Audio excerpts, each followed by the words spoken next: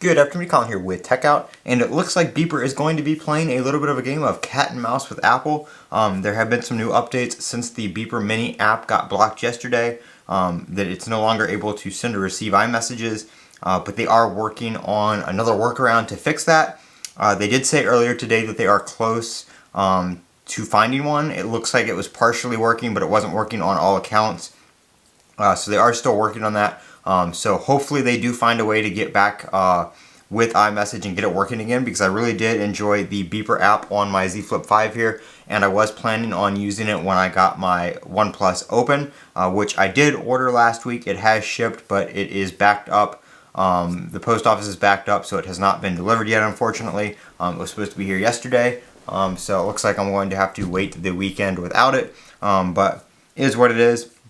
But Beeper, hopefully we'll be fixing Beeper Mini here soon. The Beeper Cloud, which is the original app that they had that does all your messaging platforms, Instagram, X, iMessage, Google Messages, SMS, whatever it may be.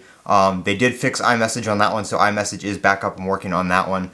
Like I said, hopefully Beeper Mini will be back up as well. Who knows how long Beeper Mini is actually going to work if they do fix it. Maybe it'll work for another day or two, and then Apple's going to patch that too. Maybe Apple's going to send them a cease and desist. Maybe Apple's going to sue them. Who knows what's going to happen. But it looks like they're willing to play cat and mouse with Apple and try to get this app out there.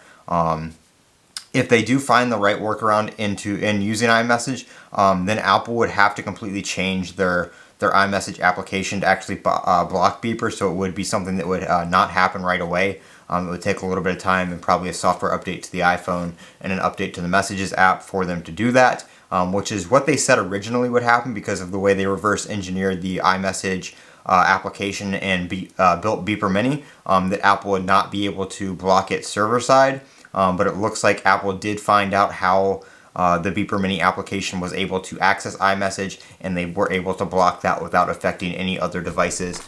So unfortunately that did block it successfully.